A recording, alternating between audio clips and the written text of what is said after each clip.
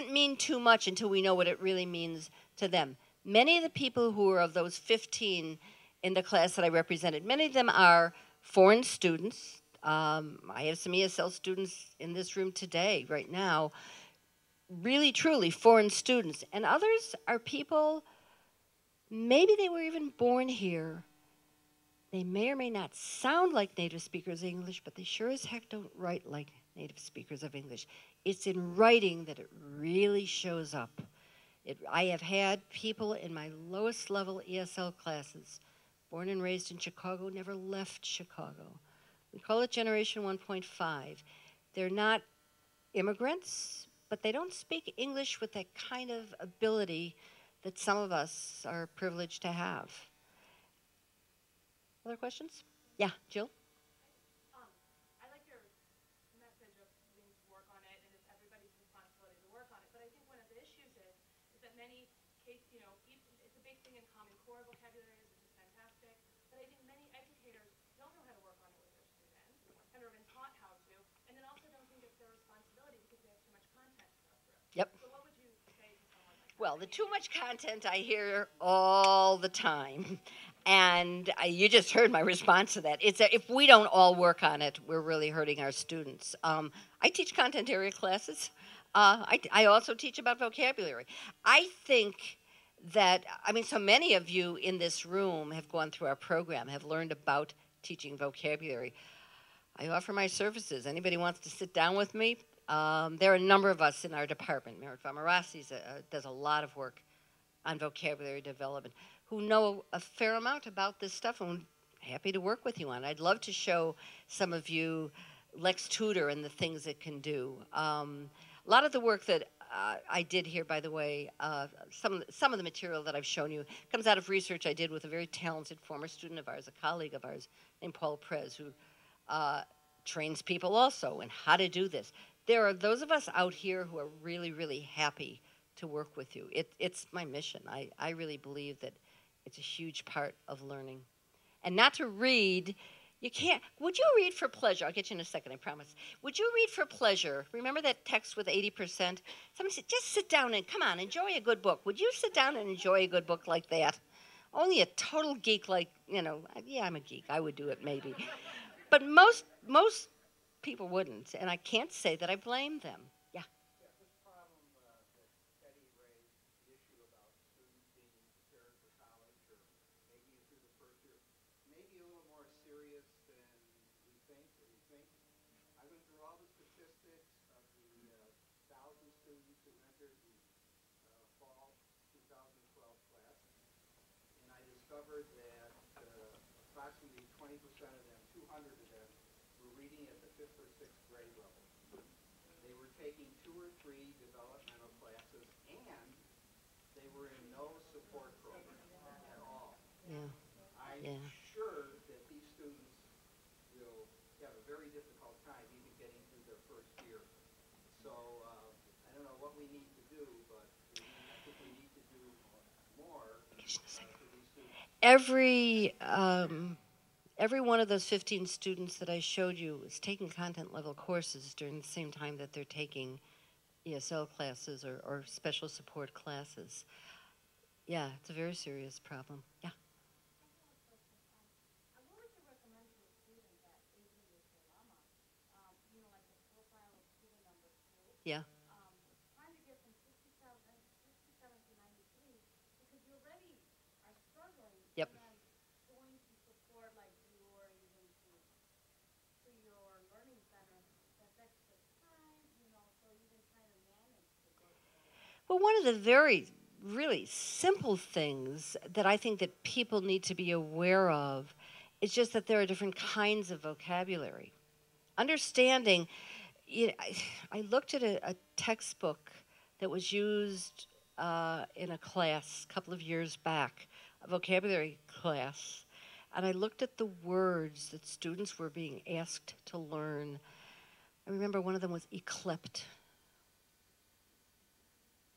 That's not what you need to focus on. So students, I think, are sometimes, with lots of good intentions, are being led in the wrong direction. So I think familiarizing yourself with what those words are, what do I know and what don't I know, um, and going that route is a first step in understanding. Terry? I appreciate your comments of learning from one another. Because at one institution I worked at, I taught developmental college reading and writing, and we used to team teach. It was a private institution that had 4 classes, and so we would actually team teach the 4 classes. And Mm-hmm. so we were using the context of a course, a real academic course, to bring in the writing and the reading skills. So yes, you can teach skills separate from context, but it's always good to bring it back Yeah. in context so that it has some meaningfulness. So I appreciate that, and that's happening. That you would be willing to come out and show how to incorporate certain We've reading skills. done some of that here. I myself, a couple of years ago, worked in summer transition program, which I loved. And I was the language teacher. I wasn't the content teacher, but it was a course that I had taught for several decades. I mean, stuff where I knew the material cold, but it was fun to do it from the other side and have the luxury of working on that very material that I thought was necessary. What a luxury to be able to do that. I would love to see more of that kind of work going on. You had a question back here, Wade. Yeah. Well, first a comment. This explains a lot. Yeah. Yeah. I came running in at the last minute because I was at home grading whip papers. It's all your fault, Kate. For justice studies, and I've chatted with my colleagues for years about the fact that I feel like a lot of the problem is that our students don't know how to read, and then we expect them to write. And I think the reading challenge is, what you're talking about with vocabulary really demonstrates that. One of the challenges I feel like I have in my classes is that I often don't know what those academic terms are that they don't know until they pop up Yeah. out of the blue when it's kind of almost too late. And so I wonder what suggestions you have for handling that, because, I don't teach in a super technical field. I mean, there is some technical language, but it's not a lot. It's not like, we still run into these like words that they're either misusing or they've skimmed over and they don't. I would say to the classroom teachers, ideally in content area classes, you do want to do a little bit of focus on, give them some of those chunks of language, give them some of those collocations and see how it, show them how these words are really used. A little bit of that focus goes a long, long way. And if each one of your colleagues is doing a little bit of that, it helps to lessen all of it. Um, yep, there's a hand, Christine. I am discriminated. Yeah, Then you teach them everything that goes with discriminated. discrimination. Yep. You teach them what. I had to do it in my WIP course. Yeah. I think what we need to do is be aware, like try to. We teach our students in the English language program to become metacognitive, to control their own learning. Well, we as professors, knowing what our demographic is, we need to develop a metacognition. We need to be intuitive. What are the words that they're going to need to know? Mm-hmm. And it's something as simple as I know that Chris from the writing section of the Learning Center could say many students don't know how to read an assignment because they don't know the they can't address the assignment because they don't know the vocabulary that you put in your assignment. So if you ask them to analyze something, you better explain what analyzing is. Yeah. They don't know. And another thing that I push my students all the time, I tell them, don't be afraid, because nobody else in this room is going with you for the rest of your life. So don't be afraid to ask when you don't know a word. Even if you're in a lecture, you raise your hand or you write that word down. And at the end of the class, you walk up to your teacher and you ask them, help me with this. I want to understand this. These kids are sitting in the classroom when you say a certain word that they don't understand. You just lost them for the rest of the lecture because they didn't understand the word and they're trying to figure out, well, what's that word? What's that word? Where if you let them just raise their hand and ask you what it means, it helps. We always say the rich get richer in this. The more words you know, you have tools for learning other words. You can use those words as a tool for figuring out what the rest of the words are. So it's that whole thing of that kid who starts out with 3 million words is going to have fewer tools to fight that battle. So yeah, we just keep chipping away. Barb Sherry asked me to come to First Year Experience and do some training on this vocabulary work in May. That's one small step. I would like, and it's not just freshmen. I find graduate students who really don't have that background. And it's not just schools like Northeastern, which aren't the high prestige schools. I've got kids, and I ask their friends, and I kind of poke around a little bit, and it's worth working on. It's definitely. Other comments? Yeah. Rachel. Congratulations. Thank you. That's wonderful. I'm in the faculty of the College of Education, and I've really enjoyed what you brought to us this afternoon. I teach young children, and we believe that vocabulary develops in the context of experience. How do you substitute for experiences that children have, that our students have not gotten as children Yeah. by the time they become adults? How do you substitute for that Yeah. when they come into the room? It's a real good question. I wish I had a real good answer. You try to create those experiences where you can, whether as much hands-on as you can, and you can't always do that. I remember once watching a speech pathologist teaching about animals to a child who had been too sick to go to the zoo very much, and she would say, "Okay, this is a cow, and this is a." Kid wasn't learning the language, just wasn't learning the words. And it felt grim. I watched another speech pathologist do that. I've worked with a lot of speech pathologists over the years. And the next one brought in little, what do you call it, like action toys. So there was a cow where if you lifted the tail, it went moo, and there was a pig where if you cranked the curly tail, it went oink, oink, and all that. That child learned the vocabulary like this. You find the ways to get all the as many senses as you can get involved.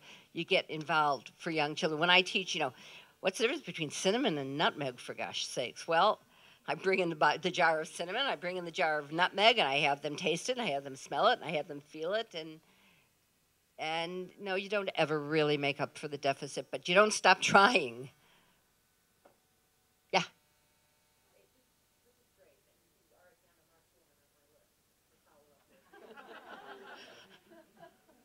I'm wondering, we're talking about resources for students. Like, I have to say, I've never heard before of a learner's dictionary or a collocation Mm-hmm. dictionary, Mm-hmm. and I'm going to look that up. But are there any Come to my office. website, like a tutor, are there any kinds of online resources? Because sometimes I find it's really helpful to have those types of resources for your first student. I can bring you a list of some online resources. Anybody who's interested in more information, most of you know me. There are some students here, people have brought students from their classes. I've got my card. You can always email me or call me, whatever. I'd be glad to supply you. I have reading lists. I have lots of examples of things. Those of you who know me know that I'm about as technology unfriendly. Technology is not my friend. It's not my greatest tool.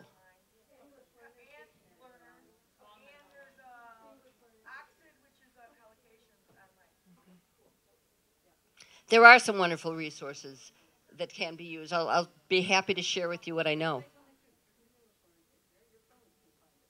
That's right. That's right. Their phones can, mine doesn't. That can't be perfect. Other questions, comments, whatever? I can't see. Connie, yeah. I do have one more learner's dictionary question. Uh-oh. I've become a believer in those. Uh-huh. For your classes. They're wonderful. I bring them in and I show them to my students, but that's just to take a look at it and get Yeah. back to me. Getting them to buy it? And I have students who can afford, if they Yeah. have to, $25 for a dictionary. What about those who They're don't? going out and they're buying all kinds of stupid, bilingual dictionaries. How do I bring them to the point where they understand that this is a dictionary that will really help them? For life? Um, one of the things that I like to do is give them enough exercises with it that it kind of hooks them a little bit so that they begin to understand, no, this is better than trying to look it up in, in the typical American dictionary. What I try to do here in the English language program, we purchased a set of these dictionaries so students could come in and use them, and in the writing labs and so forth.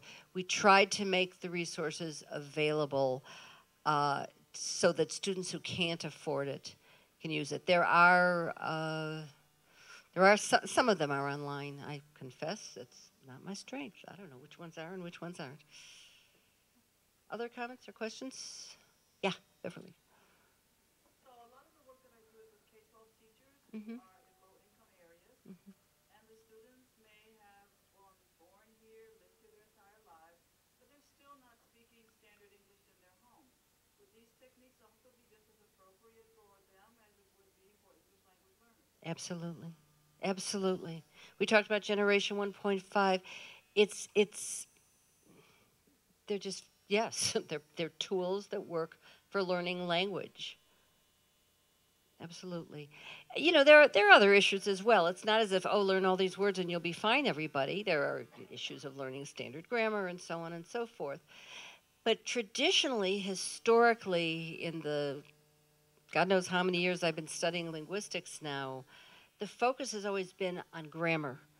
Grammar, grammar, grammar. Noam Chomsky laid a number on us that grammar was the center of the universe. Well, I'm not opposed to grammar, William. Honest, I'm not. I know, I know. Um, but because of the computer has really revolutionized the trade in a lot of ways. It allows us to do what's called corpus linguistics. It gathers large bodies of data. Because of the computer, we are refocusing. And I'm not saying don't teach them grammar. It's all valuable. But we are now realizing that you can know all the grammar in the world, and if you don't have any words to use it with, it's not going to do you much good. I myself, who love learning languages, it's mind candy to me.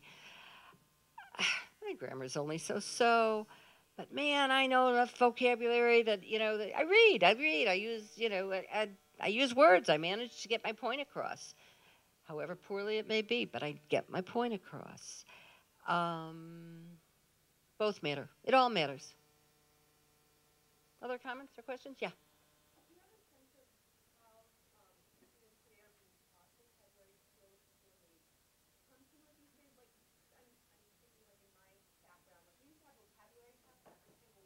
Yeah. Yeah.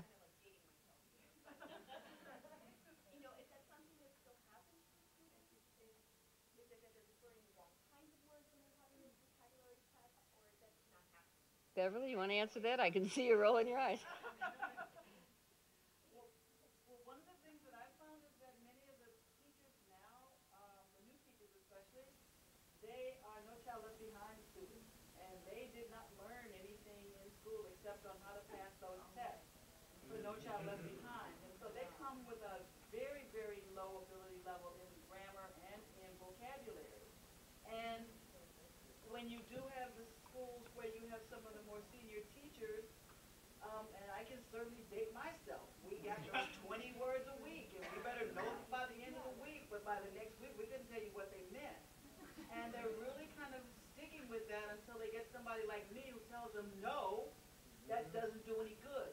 Learn the words in context. Pick a reading selection. Pull out words. Teach those words. Make sure those are going to be words that come back, but there's not a lot of vocabulary instruction going on in the majority of the Chicago public schools that might feed into Northeastern. Taya?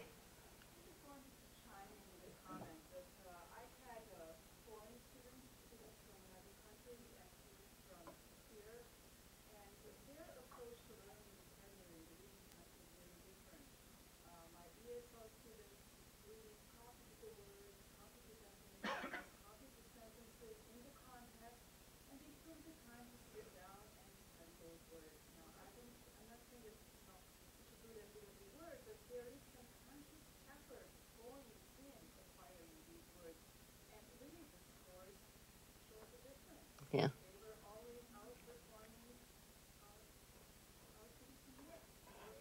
Yep.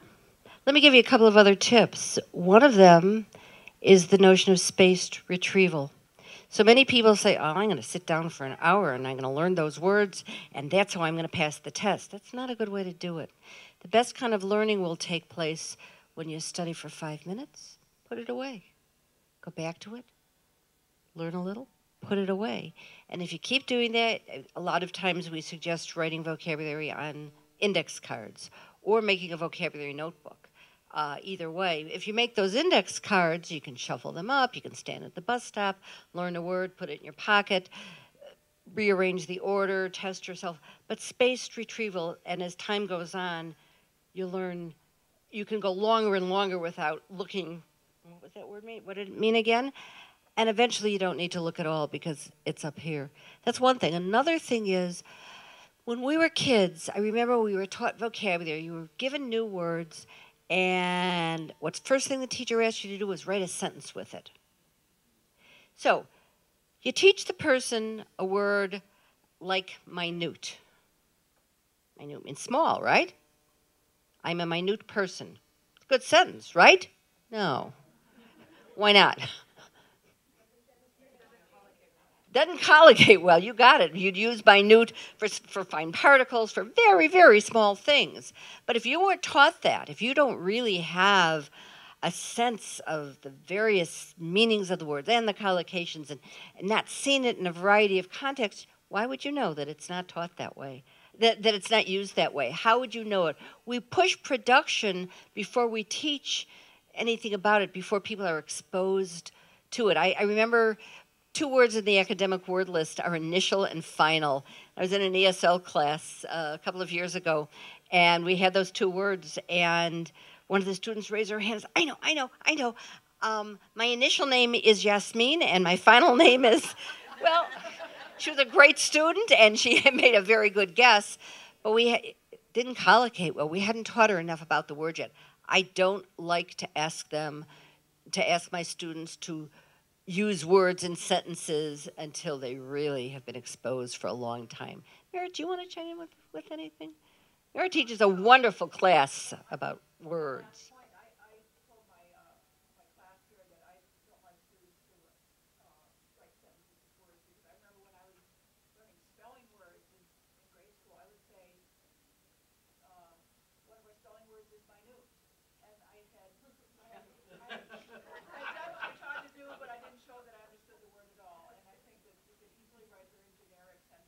Yep, that's right.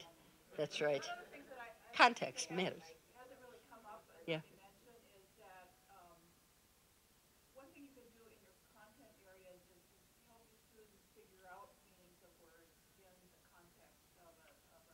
Yeah.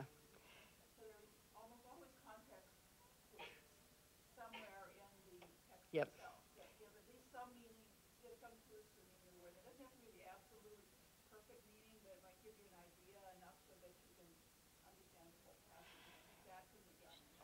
I think the problem of what happened with context is extremely important. I mean, Meredith's absolutely right about that. But sometimes teachers will say, well, guess from context. So if I tell you, I had a who's this and it broke, guess from context? You don't have any context. I had a who's this and the handle broke. Well, it could be a suitcase, it could be an egg beater. I had a who's this and the handle broke, so I had to mix it by hand. Now you know what it is. You got to have the context there before you send the students to look for it. But yes, the context clues can be valuable. That's another example of how the rich get richer. If you know enough, those are the tools that help you learn the next words. Barb, you were going to say something. One of the things in teaching within the context, teaching vocabulary within the context is sometimes we run into students who don't know what they don't know. That's right. And specifically, they have succeeded thus far with the vocabulary they have in the world in which they live. Mm-hmm. And they are resistant a bit, perhaps, to putting in the time.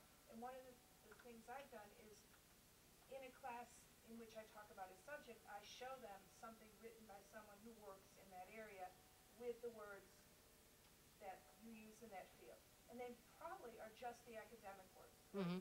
Probably very few of them are the technical words, but they actually see, well, to succeed in the I do need to know these words. Yeah. It provides some motivation internally to get going on it. Yeah, students are so afraid of our criticism and so forth. One of the techniques I've been fortunate to be able to use over the years for myself, when I have to write something really important, I show it to my husband, who's a professional writer, professional editor. And he takes that red pen and he goes at it. And I love to bring in samples of that to my students because it breaks down that barrier of I'm the all-knowing being and they know, no, I need just as much help as they do. And I think it's a really powerful tool for self-respect. For that destroys mine sometimes, but that's another story. Other comments or questions? I can't see. No hands. Yeah. I had a very enlightening moment giving my midterm for Introduction to Communication 2 classes. So that's about 60 students. And I realized when I was looking at the results of the exam that there were 5 questions that students repeatedly got wrong. And it wasn't because they didn't know the course word. It was because they didn't know like they didn't know pertains to, and they didn't know repertoire. There were other words that they did not know. And so I asked them to go through the midterm anonymously and circle all the words they didn't know and give it back to me. Nice. Very nice. I want to know, what are these words Yeah. that you have they use? Yeah. When I grade papers, yes, I care deeply about content, really do. But whether it be an ESL class or a content area class, I always comment on language use, on vocabulary. I make it a point for everything. Students who are really, really struggling aren't going to get it all, but I make it a point, teach them a couple of things along the way if I can. Anything else? Thanks. Bye-bye.